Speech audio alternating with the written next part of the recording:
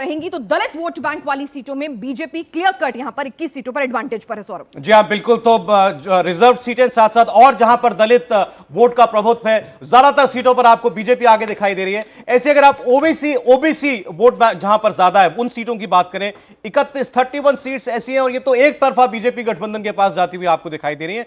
24 सीटों पर आपको बीजेपी प्लस आगे दिखाई दे रहा है, कांग्रेस प्लस 7 सीटों पर। इसको भी आप बटोगे तो कटोगे के नारे का असर कह सकते हैं, क्योंकि ओबीसी वोट को एकजुट रखने के लिए नारा दिया गया था और वो कामयाब होता हुआ दिखाई दे रहा है। आप कहते हैं मराठा वर्सेस ओबीसी हो जाएगा, बटोगे कटोगे। देखिए, विदर्भ में कामठी की सीट है जहां पर ओबीसी उनके प्रदेश अध्यक्ष बीजेपी के चंद्रशेखर बावनकुले वो जिस तरह से लीड कर रहे हैं, यानी कि ओबीसी उनके साथ है। पिछली बार वो छिटक गया था बीजेपी और उनको 13 सीटों पर कुंभी की भी बात कर लेते हैं, कुंभी के आंकड़े दिखा देते हैं। कुंभी सीटों की अगर बात करें तो 34 सीटें हैं और 34 सीटें कुंभी प्रभुत्व वाली आप कहेंगे और इसमें 19 सीटों पर बीजेपी आगे है, यानी महायुति आगे है। जबकि कांग्रेस की आप बात करेंगे तो कांग्रेस सीट जो है, कांग्रेस का जो गठबंधन यानी महाविकास आघाड़ी 15 सीटों पर आगे। मराठा वोट बैंक की बात करते हैं जिस पर सबसे ज्यादा निगाहें थी। कहा जा रहा था कि मराठा वोट बैंक जो है वो नुकसान पहुंचाएगा महाविकास आघाड़ी को, लेकिन आप देखिए 113 सीटें हैं और उन 113 सीटों में लीड किसको मिल रही है? महायुति को मिल रही है।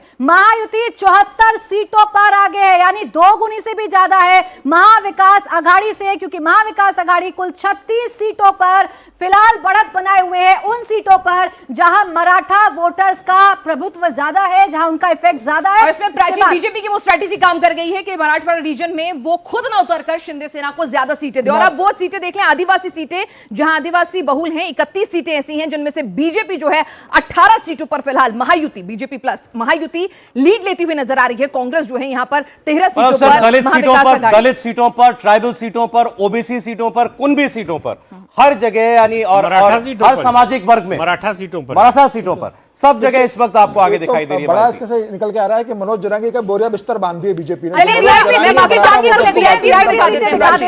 बड़े चेहरों की बात करते हैं, देवेंद्र फडणवीस का, प्रधानमंत्री मोदी ने जो नाना पटोले सकौली सीट से आगे चल रहे हैं। कांग्रेस के प्रदेश अध्यक्ष हैं नाना पटोले, इस वक्त आगे चल रहे हैं। पहले शुरुआती रुझानों में पीछे चल रहे थे, लेकिन वो आगे चल रहे हैं। नागपुर दक्षिण पश्चिम सीट से देवेंद्र फडणवीस आगे चल रहे हैं।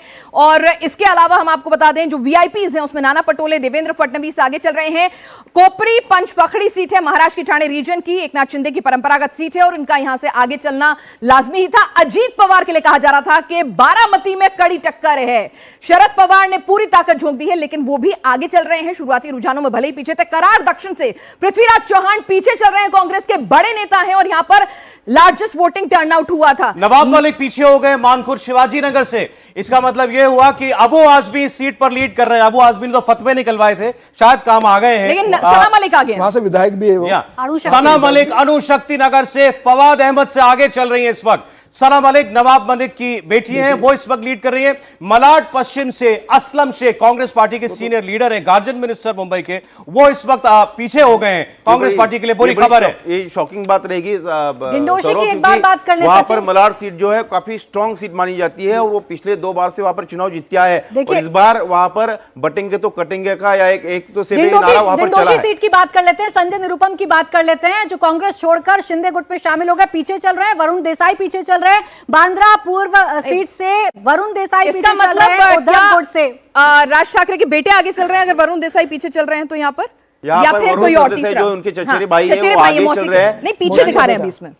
हाँ, पीछे चल रहे हैं। पहले आगे थे, लेकिन बाद में जीशान सिद्दीकी जो है उन्होंने देखिए बांद्रा पूर्व की बात कर लेते हैं। जीशान सिद्दीकी यहां से आगे चल रहे हैं। पिता की मौत के बाद जीशान सिद्दीकी चुनाव लड़े और आगे चल रहे हैं। बारामती में युगेंद्र पवार पीछे चल रहे हैं। इसका मतलब यह है कि अजीत पवार इस मुकाबले में आगे हैं, आगे निकले हुए हैं। वहीं संगमनेर की बात करेंगे तो यहाँ विजय जो है वो आगे चल रहे हैं। फहाद अहमद अणुशक्ति नगर से फिलहाल पीछे चल रहे हैं। फहाद अहमद, तो मानी जी की अपील, उनका फतवा कोई काम करता हुआ उनके लिए नजर नहीं आ रहा है। रवि राणा आगे हो गए अपनी सीट पर, बंडेरा सीट से, विदर्भ की सीट है। रवि राणा अपनी पार्टी से चुनाव लड़ते हैं, वो आगे हो गए, पहले पीछे थे।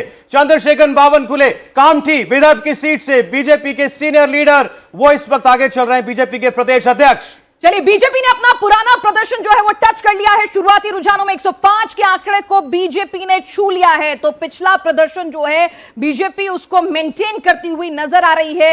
105 बीजेपी जो है अपने पुराने 2019 के प्रदर्शन को बीजेपी ने टच कर लिया है। शिंदे सेना 44, एनसीपी अजीत 40, कांग्रेस 37, शिवसेना उद्धव 29 और एनसीपी शरद 40 सीटों के साथ है। और इसी के साथ महायुति एक लैंडस्लाइड विक्ट्री की तरफ बढ़ता हुआ नजर आ रहा है 191 सीटों के साथ। सौरभ, और इसमें यह नहीं भूलना चाहिए कि बीजेपी पिछली बार से कम सीटें लड़ी हैं ऑफिशियली, और बाकी दोनों में जरूर बीजेपी के कैंडिडेट होंगे, लेकिन कम सीटों पर अपने सिंबल पर चुनाव लड़ी। उतनी सीटों पर बीजेपी इस वक्त आगे चल रही है। ये बीजेपी की जबरदस्त परफॉर्मेंस है, जिसको कह रहे हैं देवेंद्र फडणवीस की आंधी। समीर जी, वो बिल्कुल महाराष्ट्र में जाती हुई दिखाई दे रही है।